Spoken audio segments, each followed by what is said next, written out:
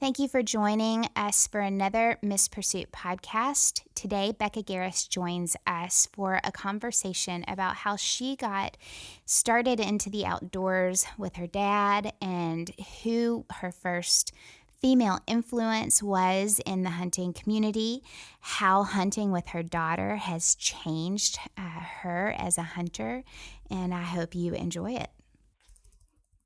All right. Thank you, everybody, for joining us for another Miss Pursuit podcast. We've got Beka Garris today hanging out, and I am super grateful that we figured out the timing on this and that we're able to sit down and talk. Thank you, Beka. Thank you for having me. Of course. Well, I always like to start by getting a little bit of background. You know, anybody that's on Instagram or in the hunting community that you don't necessarily see day in and day out and get to sit down and have conversation.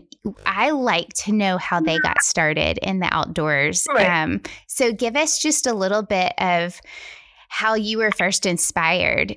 So my dad was and still is a big time hunter. So he started taking me along when I was, I think, 6 or 7. Mm-hmm. And I grew up in northern New Jersey where you have to be 10 to legally start hunting. So once I turned 10, I took my hunter safety course and I started hunting. So basically all because of my dad. Yeah.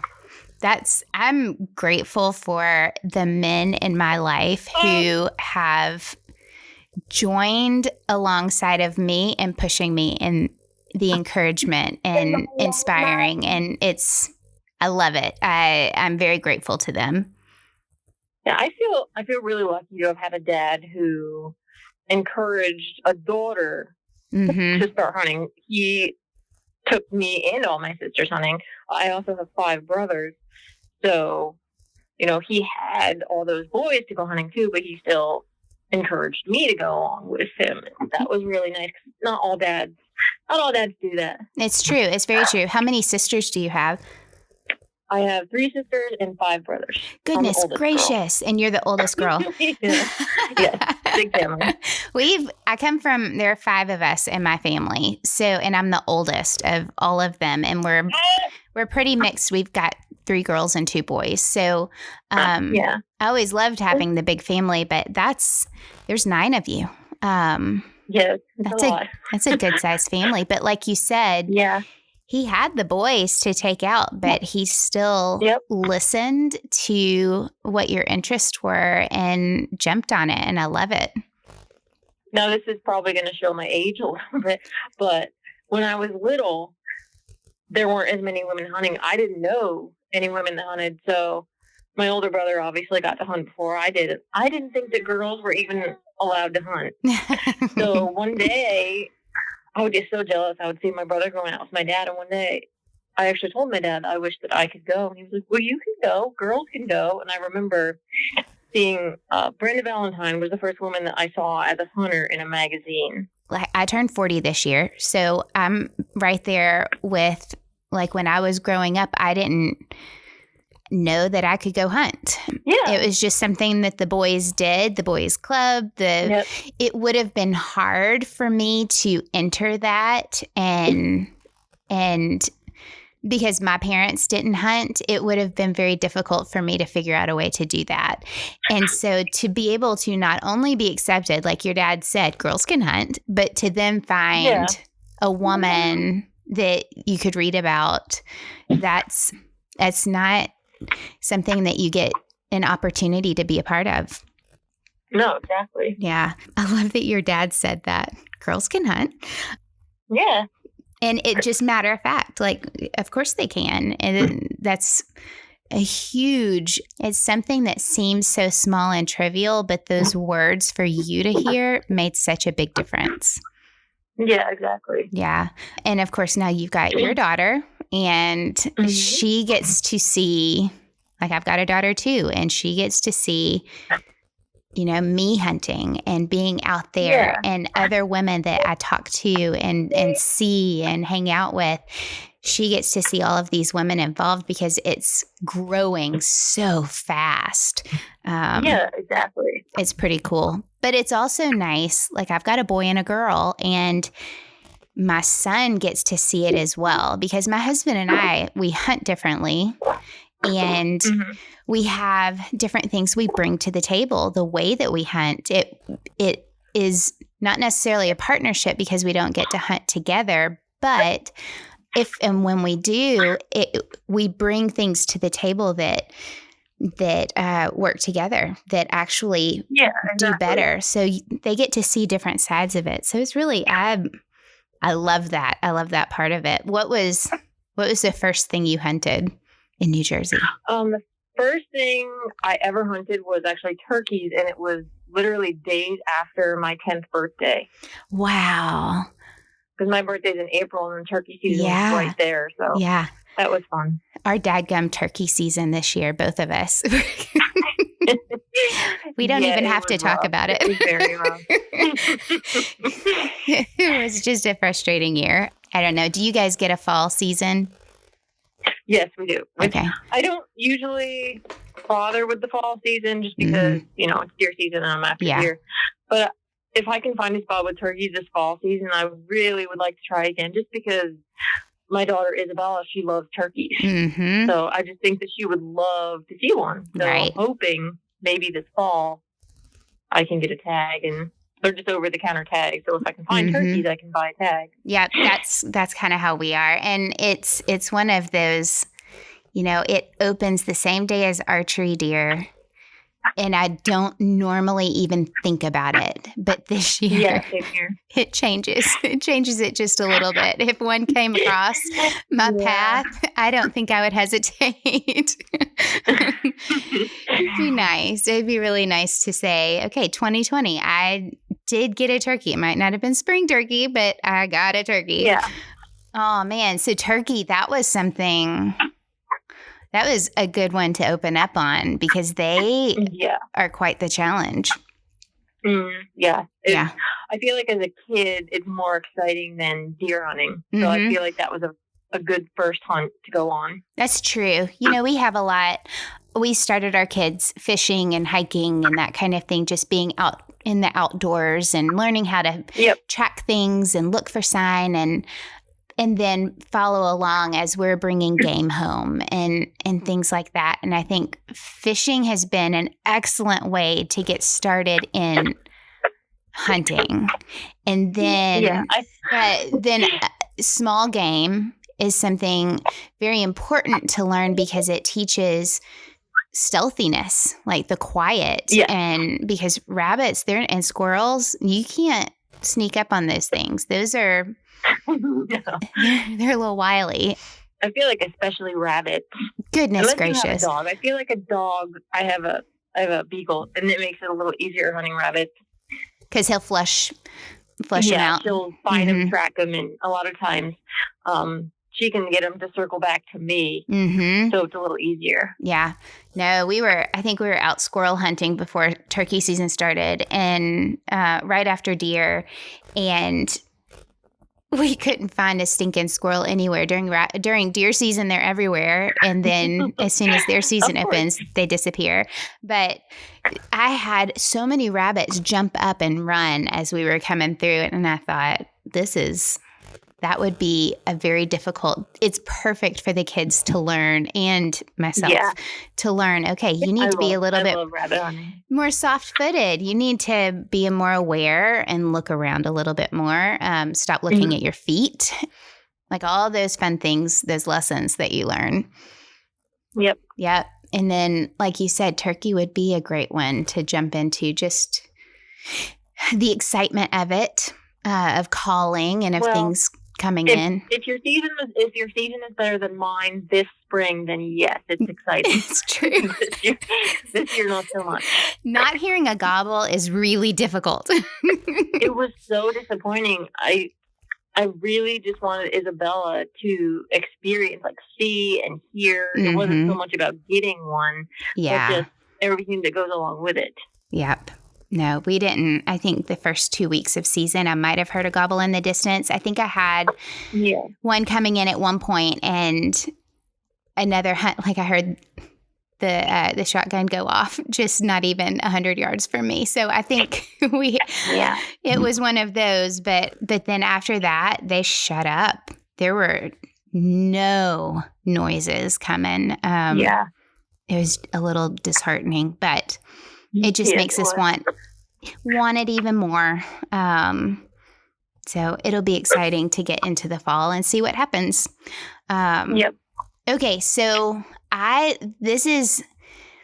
I have learned and have started into the hunting community and into different species that I hunt, of course, lessons have come along the way. And since you've been hunting since 10, I know that there have been lessons learned as a kid that you apply now. And I'd like to hear some of those. If there's one that stands out to you, it's fun to look back and see, hey, this is what I learned as a kid, and it still stands true to this day. There's a couple big ones, just like learning to be more patient, learning different ways to hunt. One of the biggest is a lot of times if you have I'm not going to say only guys, but people that are more experienced or who have hunted longer than you, they want to tell you how to hunt, specifically how to do something. And you feel like, oh, well, they're more experienced than me. Maybe I should do it. But that's not always the case. Sometimes you just have to go with what you think is right, your gut feeling, and hunt how you want. Right. Because if you do what they say and you don't like it, and then you just end up regretting it. Yeah. Yep. I would tend to agree. I think that there are some things where, like if I went on an elk hunt, I would not know the first part of it, and I would probably lean highly on a guide or somebody who has been out there more than me. But it's kind of one of those things where my husband's been great at this. He says, hey, this is what worked for me. It's probably worth a try, but if it doesn't work, then let's try to figure out something else that does. Exactly. And so taking the advice of people, like you said, it's something to try. If it doesn't work, don't get frustrated. If it worked for him, it's supposed to work for me. He's successful.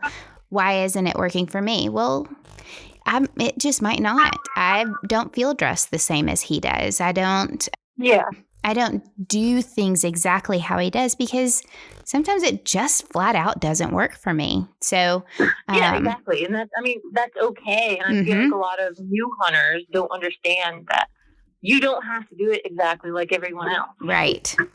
You don't have to have the most expensive thing out there because guess what? It might not work for you. Yeah, exactly. It might work for you, but it is all trial and error. And these people who have been hunting for a while and who we look up to or that we follow along, they don't think that they tried this one thing that works for them one time and it has been all rainbows and sunshine. They probably went through 3 or 4 or 10 things trying to figure out this one thing that works for them. So exactly. There are so many options out there that I feel as though new hunters coming in that it can be so intimidating. Getting started. Yeah.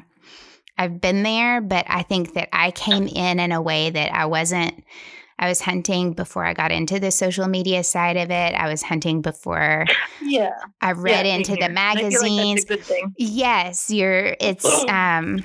the growth is a little bit more organic. It might be a little bit more difficult, but wearing hand-me-down camo and getting down and out and figuring out how things work without the pressure is kind of nice.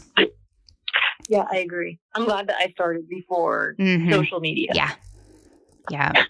I can't imagine like somebody starting today and being like, okay, let me learn. Let me get on Instagram. What do I need to go buy? You- Yeah, sometimes it's hard to decipher who on social media is genuine or who is just promoting something because they got it for free, Right. if it actually works, and all this other. There's so much to think about. There really is. And I think that you just kind of have to wade through it. It's not hard to find out who those genuine people are if you just take the time to look through it. And I appreciate those who are honest about what works and what doesn't work. And they're not afraid to try different things and to say, hey, this didn't work. It's a great product. It might work for somebody else, but it didn't work for me. I appreciate those people because I can learn a lot through that. Because if they tell me why it didn't work, then I can troubleshoot. Well, maybe that would work for me because those are some of the things that I could handle. So, right. I don't know. I do. I appreciate those people. It's not easy. And I see that on your page, especially just being out there and being straightforward. Dadgummit, that wasn't great. This season has not been good and it's frustrating, but that's hunting. It really is. It is not killing. It is hunting for sure. Hey, what are some of your favorite hunts that you've had? Small game, big game, it doesn't matter.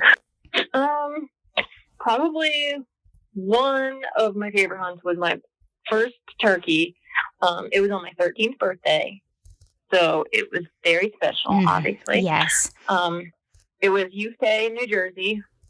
My dad took me, my older brother, and my brother, who's a year younger than me, out for youth season, and we all got one on the same day. Wow. And it was in New Jersey.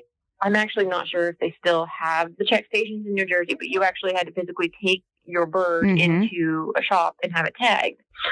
Well, we did that, and when we were there tagging the birds, we saw that a local bar had a turkey contest going on for the largest turkey, and I ended up winning that. 13 years old at the bar. I win. The best birthday and my first turkey. So that was awesome. That is pretty cool.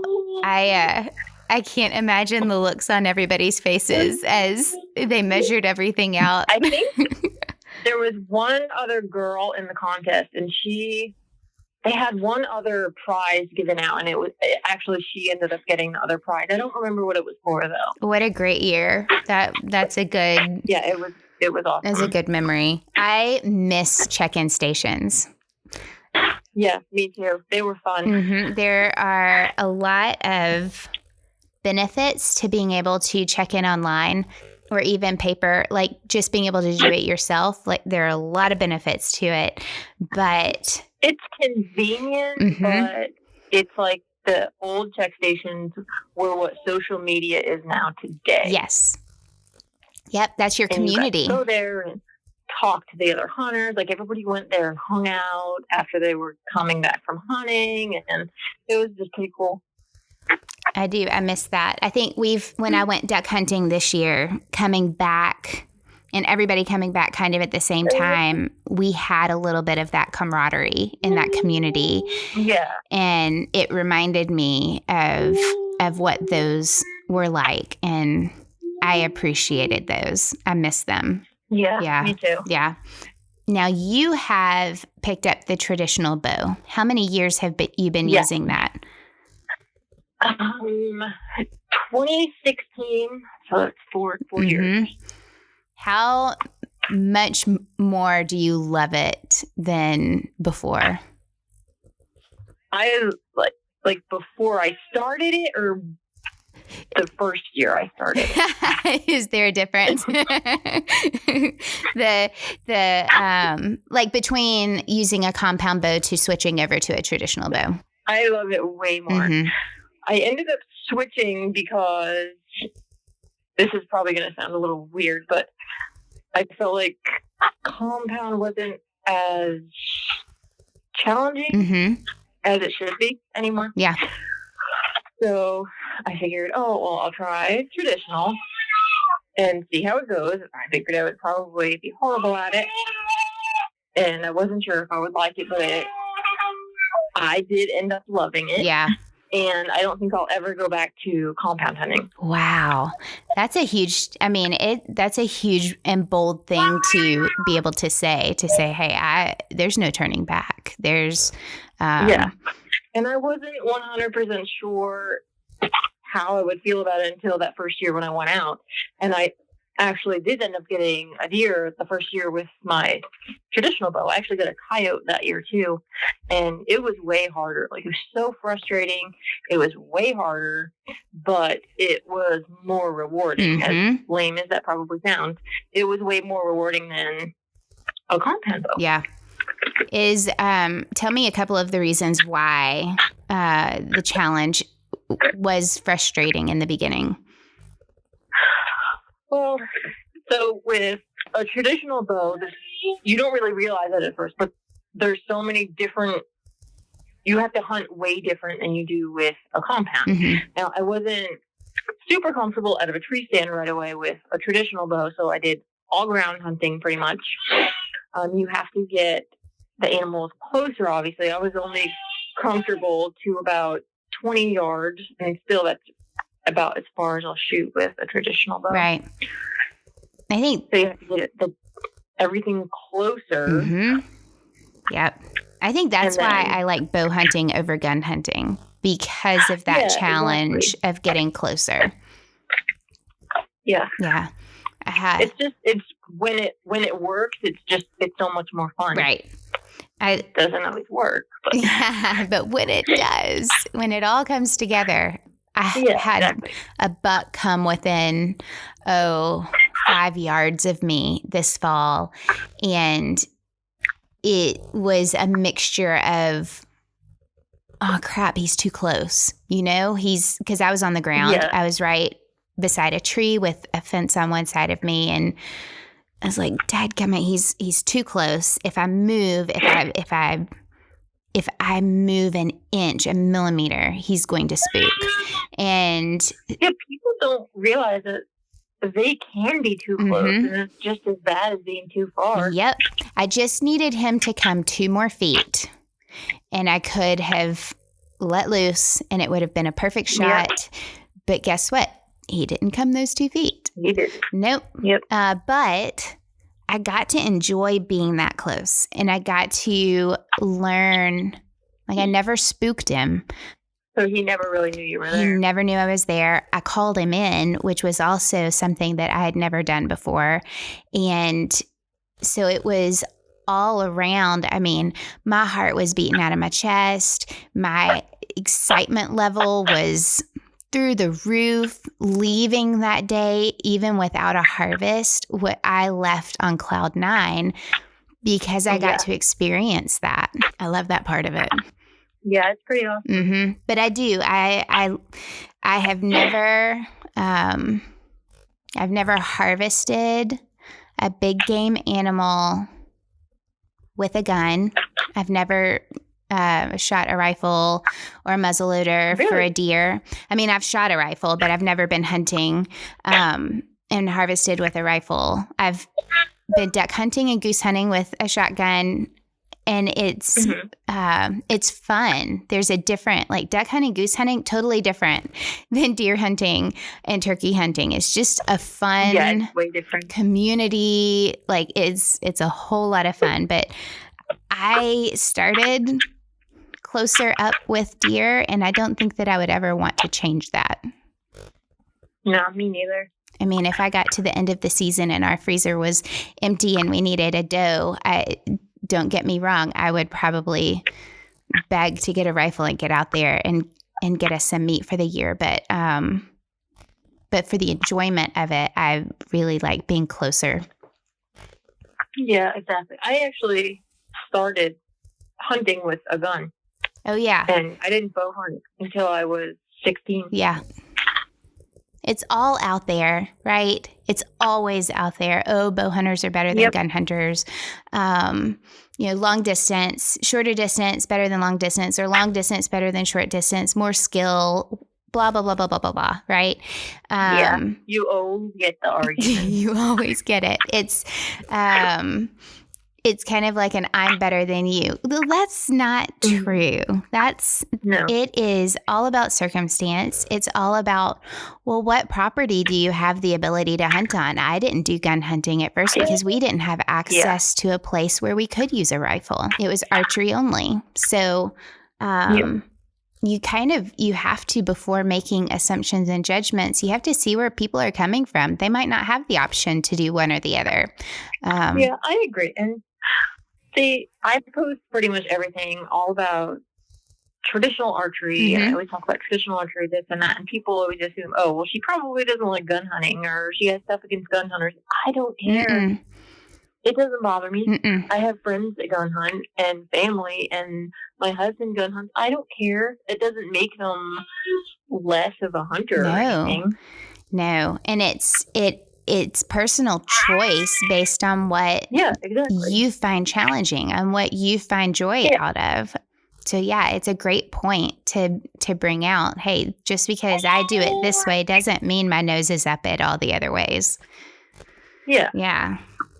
I love just hearing that people are out there hunting ethically with any means that they can. Yeah.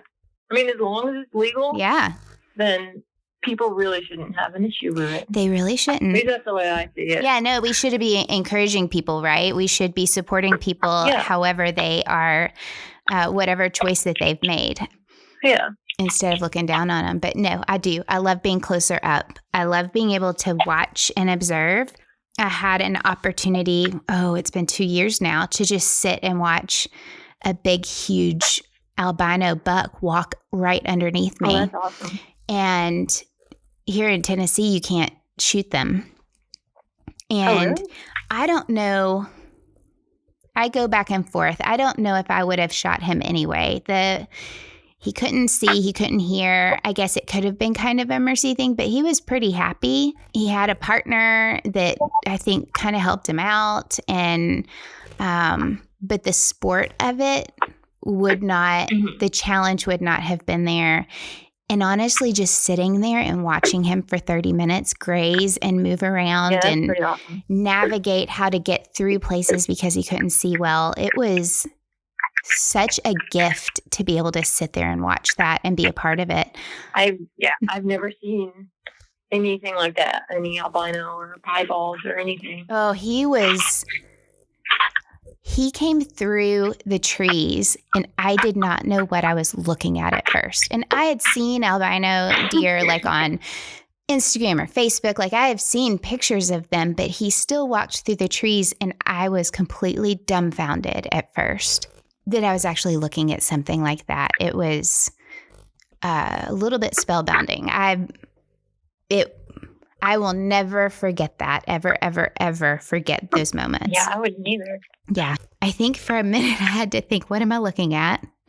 Okay, now I know what I'm looking at. That's not something you see very often. No. And we've got a couple here in our area.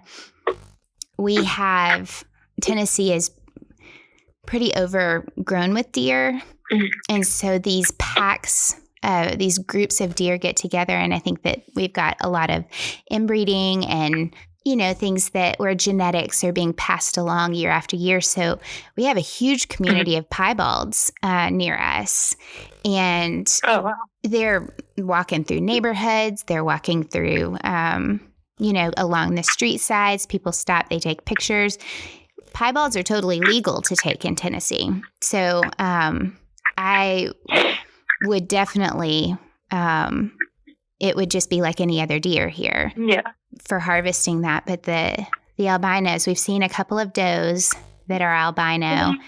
And that one buck, he was amazing. But it's a gift. It's a gift to be able to be out there and to see these things. If I had not been out there, I would have never experienced that. Right. Mm-hmm. Well, I hear Isabella in the background.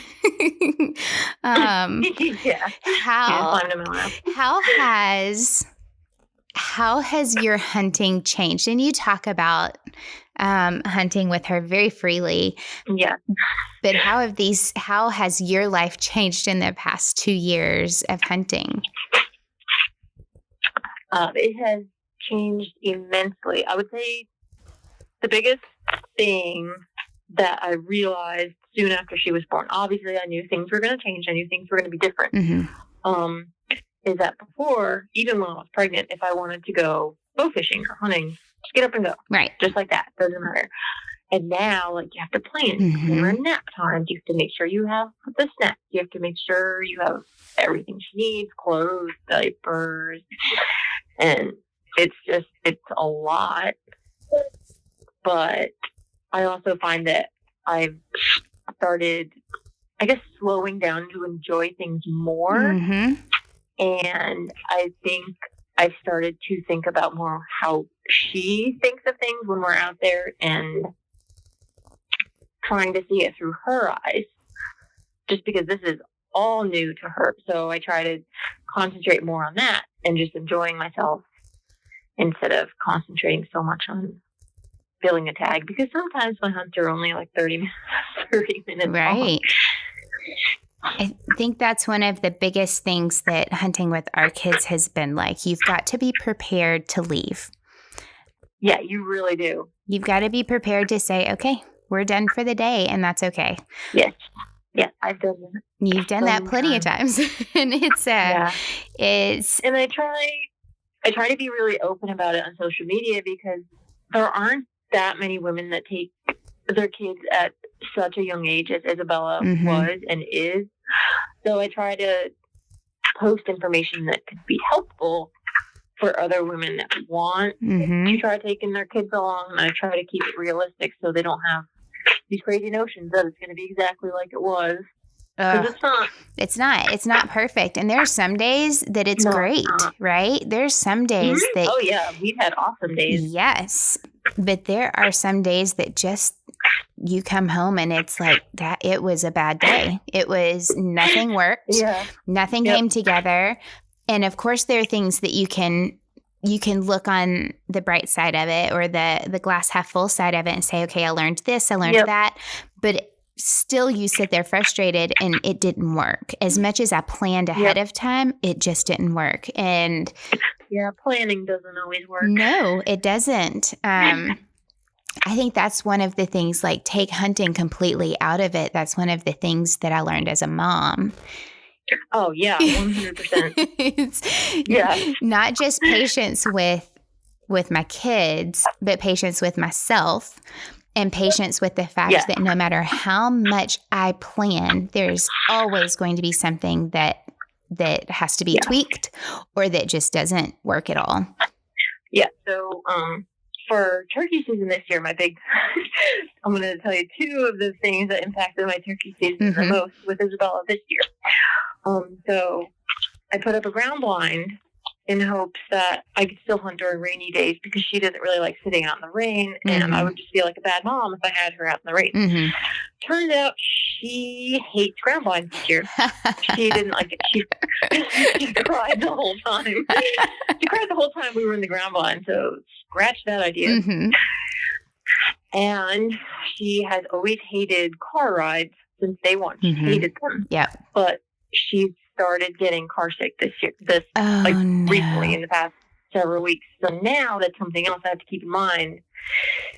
And I try to stay closer to the house. Yeah.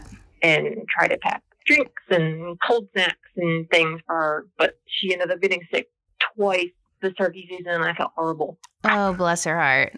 Hey, is she facing forward? Or is she's not. Okay. She's so tiny. Yeah.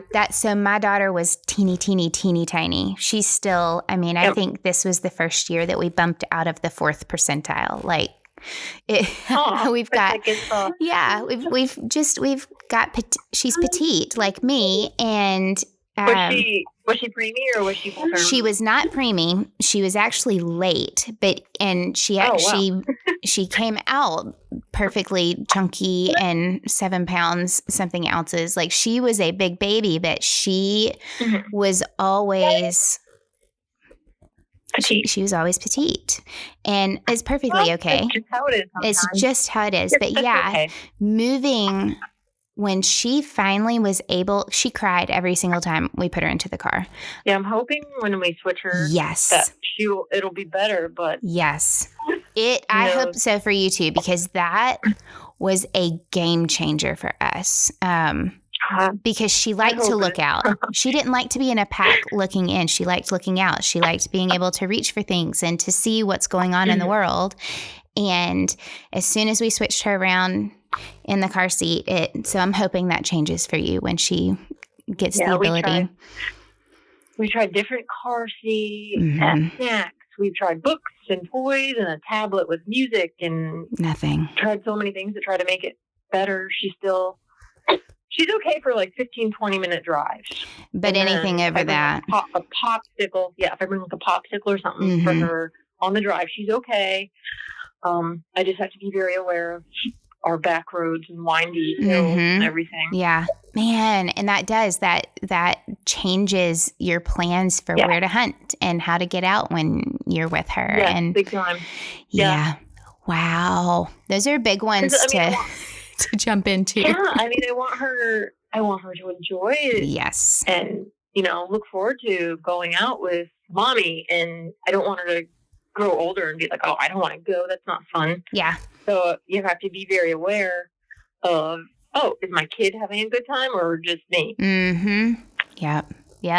That, and you never want to force it. You never want to drive them away from it because of your goals and my son really wanted to harvest this year, but my daughter has really enjoyed being the observer. Mm-hmm. And that's okay. It's perfectly okay. Yep, and nothing wrong with that. There's nothing. If it happens on her time, it'll happen. If not, then that's her. She loves to fish. And exactly. You find your niche. You find, as long as they are enjoying the outside, I will not complain. Yeah, I mean, people have asked me, would I be disappointed if Isabella didn't want to hunt when she's older? And I don't care. I don't care if she does or if she doesn't. Mm-hmm. I mean, she loves being outdoors, and that's enough. She doesn't have to do anything she doesn't want to. No, I think that it's one of those things. I would love for my kids to do it because it would be something fun for us to do together. Yes, exactly. But I also, as long as they like to come with us, I love spending time with them out there. So if we are just out there to bird watch, if we are just out there to watch nature, I think that even if we got to a point where one of them decided, hey, I don't even want to watch a harvest. I would be fine going out with them and just, early in the season or early before season when you're just trying to get there are so many ways. So many things you can do outdoors that's not hunting. Yes. That's fun to do. So. Yeah. I just want to spend that time with them. I don't want to lose what we have learned to enjoy with each other, especially having preteens. Exactly. Being able to get out for hours and hours on end, uninterrupted, no electronics, just being able to be out with them is something that I don't want to lose. So, yeah, I agree. That is enjoyable to me. Yeah, I hope that as she grows older, she'll still want to go with me, but ultimately, I'm going to let her make the decision when she's old enough to decide whether she wants to go or whether she doesn't. Right. Oh, truthfully, yes. I'm hoping that she says that she wants to squirrel hunt. Squirrel hunting is hard for a very petite young girl with a shotgun. Now, can you guys rifle hunt for them at all, like no. 22 or anything, or not? That's kind of disappointing then. I'd have to look into that, but I think it's where we hunt on the WMA land that we are at. Mm-hmm. It is archery or muzzleloader only.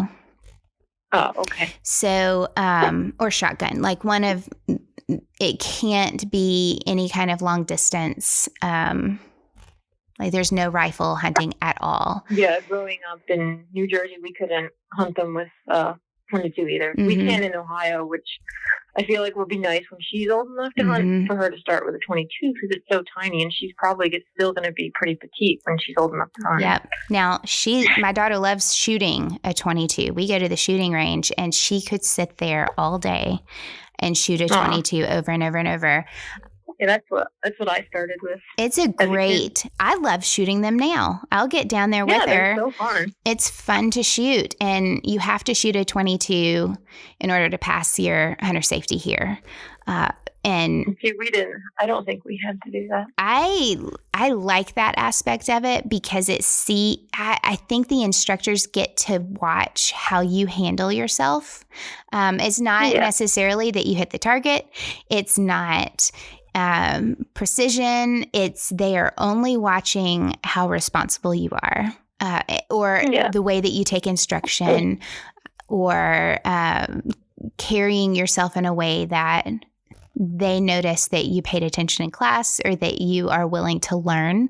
So I really liked that part that we include that. Yeah. But I can see how other places, with all of this going on, they're making exceptions to in class. Like you can do online up to a certain point, and then normally you go to an in-class session where you have to take a test, and they go over all of this, and then you shoot the 22. Yeah, that's how I had to do it. And I've heard that with all of this going on, that they're trying to make an exception to that right now, that doing the online class might be enough for right now because they don't want to keep people from not being able to hunt. They want people to go ahead and get their hunting license, but they can't have classes. And I don't know. I feel like the class part is pretty important now. I really do too. See, I could see maybe for bow hunting that you could forego the class part. Yep. But for gun hunting, for firearms, I don't like that idea. Yeah. It's kind of, there's the big push for online only carrying permits where you don't have to go in and have an instructor teach. And I might get a lot of flack from some people in saying it, but I really do see the necessity for a hands-on instruction I agree with you. For that. There are things that you learn that you cannot get that out of an online class. Yeah, I agree. And public land here is already crazy enough. Like, there are people who have taken the class and still, don't identify their target before shooting. Exactly. Stupid shots and everything. I feel like the class should definitely be something they have to do. Yeah. I know that here in Tennessee, they've been talking about that on both cases, especially the concealed permit class. And I just don't, it kind of scares me a little bit. Yeah. Being in the class, being able to put my hands on multiple different pistols, learning where my hand should go versus where it shouldn't go, where it would help versus hinder, safety measures, all of that. It makes a big difference to physically go to a class. Yeah, it really does. And I think that it also connects the community. The hunter safety classes, it connects whether you're a kid or an adult going through it. I was an adult going through it. My kids were kids going through it. My husband was a kid going through it. Whether you're an adult or a kid, getting in there and being with other people that are also hunting, who want to hunt, who have that desire to hunt, you're getting to hear their questions answered, which you might have not even thought of. You're getting connected to your fish and game people. You're getting connected to your wildlife management services people, game wardens. Like, you are actually getting connected into your community, your local community. Yeah, I agree. And you're not as isolated if you don't have people that hunt around you. So I feel like people would be more confident if they took the class, the physical class. Yes, I agree. I think that there's the hands-on part of it and the ability to ask someone who knows what they're talking about, legally knows what they're talking about. It gives you the ability to walk away and go, okay, I now I'm loaded down with information that I might not have necessarily gotten reading through a computer class. And I love that part of it. I love being able to see so when I went through it, I was the only girl in the class, instructor and everything. When my daughter, it was hilarious. It was fun, but it was hilarious. When my daughter went through, she was the only female student in the class, but there was a female instructor. And nice. It was awesome. But that made a huge difference to her. But sitting through the class, I feel like they should try to recruit more female instructors. I think they're trying to. I think they are asking for people to. Big help. Mm-hmm. Yes, I agree. A couple years ago, I worked at a gun shop. I worked at a gun shop for quite a while in selling firearms. I know being a female behind the counter made any female customers that came in feel way more comfortable. Yes. I've heard it on occasion from other women that walking in and having somebody in there that is another woman makes a huge difference. I've also heard men who are working the counter coming up and saying to both, whether you come in as a single person or you come in with a significant other, that it's not like there are different ways that you can approach somebody who wants to buy a firearm. There's the disrespectful way, or not even trying to be disrespectful, but it puts someone down. Yeah.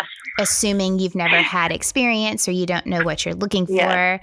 And then there's the way of talking to whether you're in a bow shop or a firearm shop. Oh, yeah. 100% agree. That it's, hey, what experience have you got? Or what are you looking for? Or how can I help you? Because a lot of times, obviously you get the female that knows nothing that comes into the gun shop. But I see a lot of females that do know what they're doing coming to a gun shop. Yes. And are just treated like they're stupid. Yes. Or even the person who comes in not knowing anything. The last thing you want to do is to make them feel like not, stupid. Yes. Yeah. You want to lift somebody up. You want to say, hey, how can I help you? How can we get you started? What is it that you are looking for? We'd love to help. But not assuming. Like I would, if somebody said that to me and I had no idea what I was getting myself into, I'd go, hey, I'm an open book. I don't know anything. Teach me everything. Yes, exactly.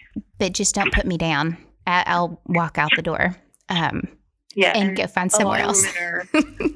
A lot of women are intimidated by the idea of going to a sporting goods store in general for firearms or for archery because of that. Yeah.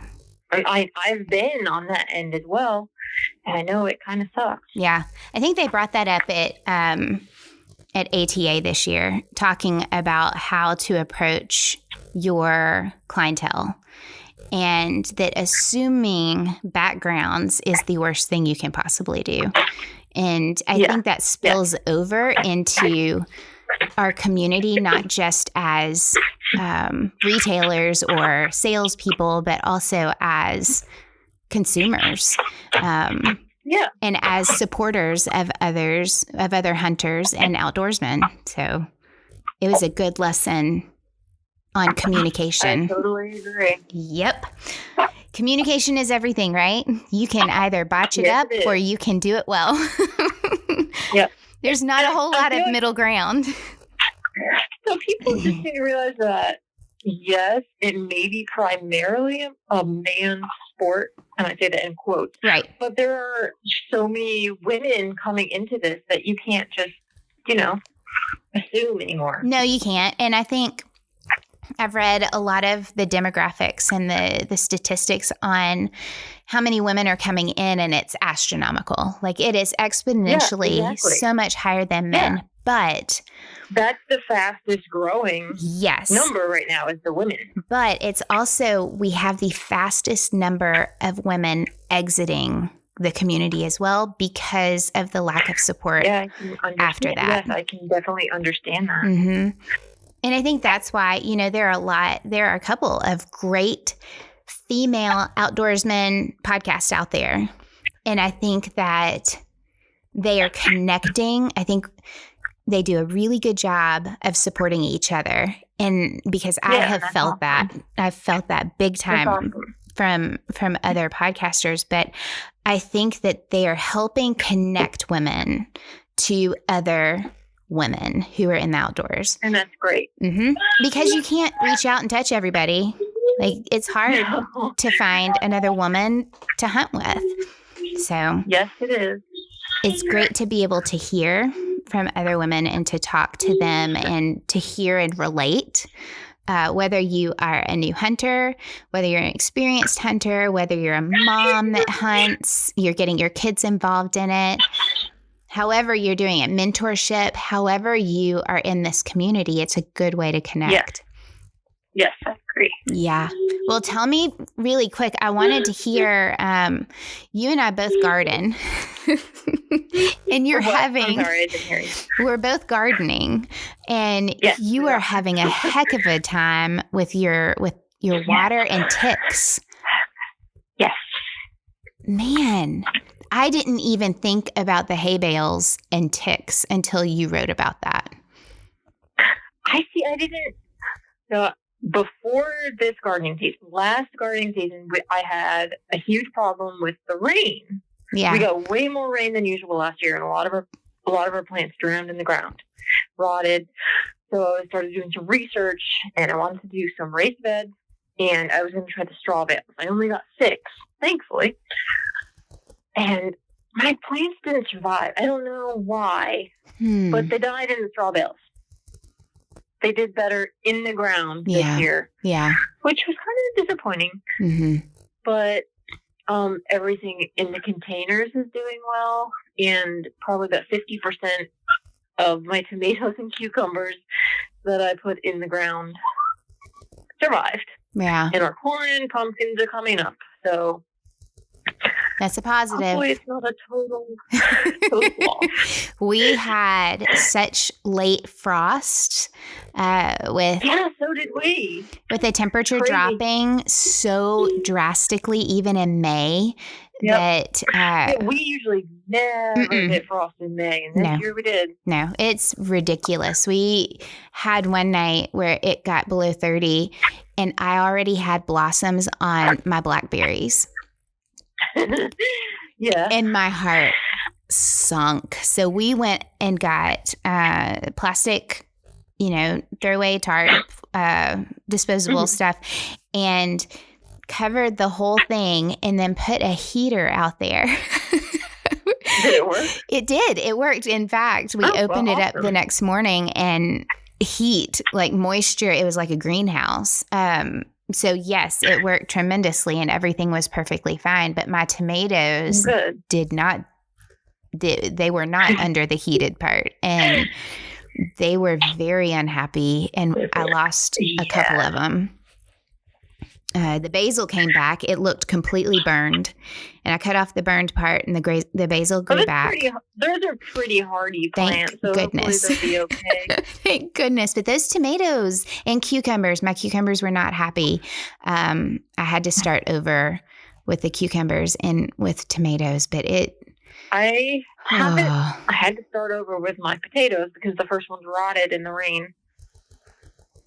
But other than that, as long as we don't get any more rain, I think things are going to be okay. But next year, I'm doing a lot more container planting because our soil here just does not drain very well. Mm-hmm. So, we've got limestone about not even 2 feet under. It's all limestone. So everything has to be raised. Or, I've got a peach tree, but peach trees, their roots don't go as deep as other trees. So it can be more flexible and shorter amounts of soil. But yeah, we've got nothing would survive in a ground. We have to do raised here.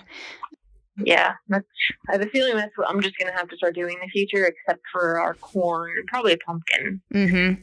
They seem to be pretty hardy, being able to get through things like that because, well, potatoes in the ground usually do fairly well because you don't have to necessarily worry as much about frost, right? Yeah. I don't know. My carrots last year looked like little puny, like teeny tiny. This is my first year doing carrots. So far, they're doing good, but I've got my fingers crossed for you. Ours ended up looking crazy. We still ate them. Don't get me wrong. They tasted great. They taste good. Mm-hmm.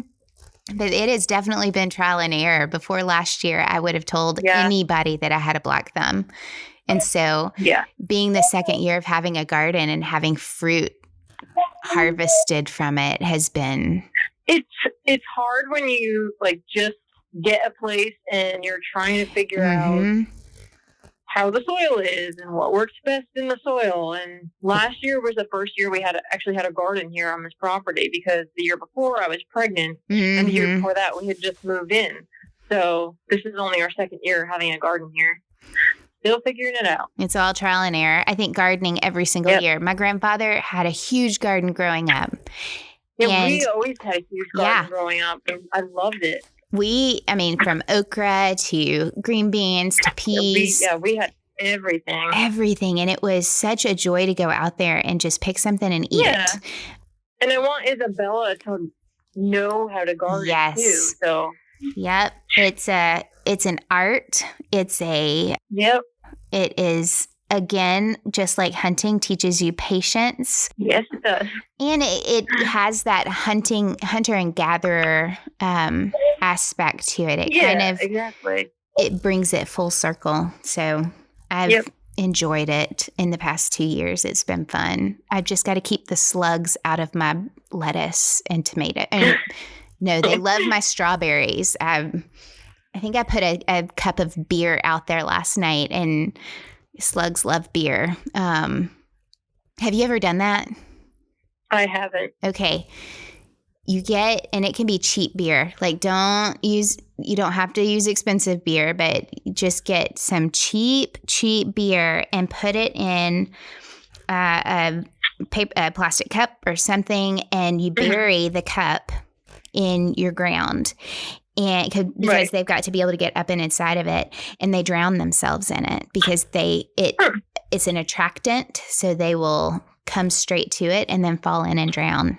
Oh, that's good to know. And I'm sorry for all you slug lovers out there. They are eating my plants, so I've got to do something. But it works. It brings all the slugs to the beer.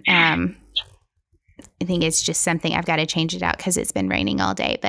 And then we tried with the aphids and some of the other bugs, we put together a spray that is water, dish soap, and cayenne pepper. And it cleared. And did it work? Yes. All the aphids were gone. All of them. I have not seen an aphid on my strawberries or tomatoes or anything. They disappeared. So we will be continuing to do that. Yeah. Because I don't want to spray crud on my plants and feed it to my kiddos. Yeah.